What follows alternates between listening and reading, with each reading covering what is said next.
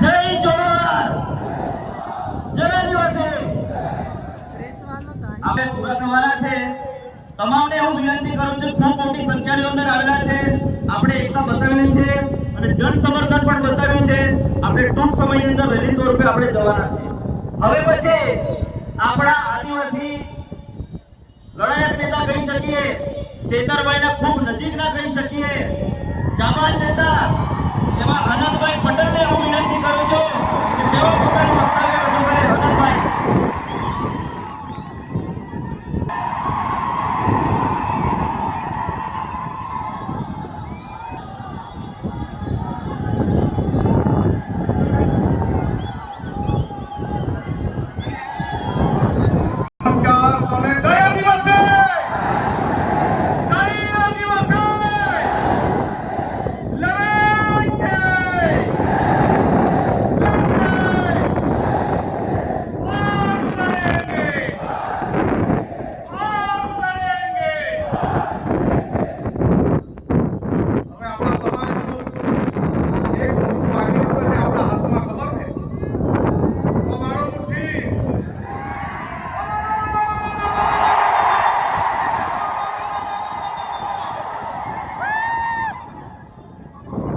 આપણે આદિવાસી સમાજ એટલે એક એવો સમાજ આ દુનિયામાં છે એ કોઈના બાપથી ડરતો બી નથી અને છૂટતો બી નથી. એ આ ચેતરભાઈએ સાબિત કરી દીધું છે.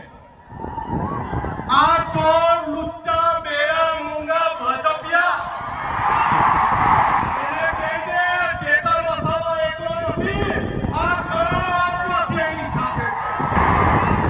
અરે અમને એની આદેશ આપવામાં આવે ચેતરભાઈ જો જેલમાંથી ગઈ જેલ ભરો આંદોલન કરવાનું છે. આપણે જેલ ભરો આંદોલન કરવાનું છે.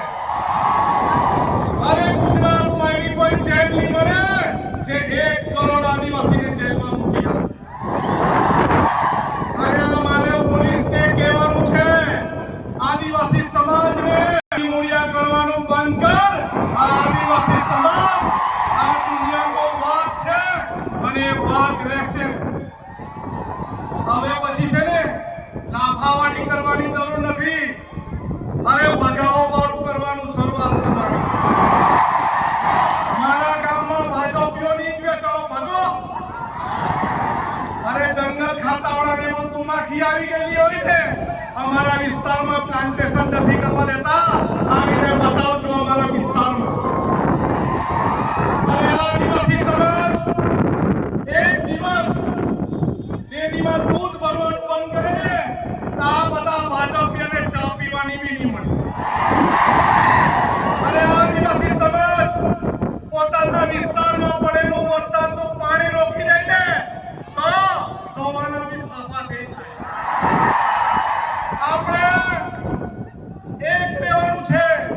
પાર્ટી પક્ષમાં જ્ઞાતિના ફાટામાં ફટવાનું નથી, બટવાનું નથી, બચાવવાનું નથી.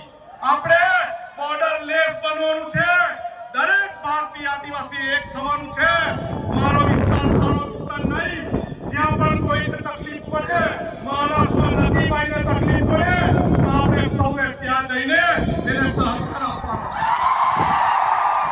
આપણા વિસ્તારના દરેક લોકોને મારી અપીલ છે કે આ વર્ષાબેન એના કુટુંબની જવાબદારી એક ભાઈ તરીકે આપણી છે કે નહીં?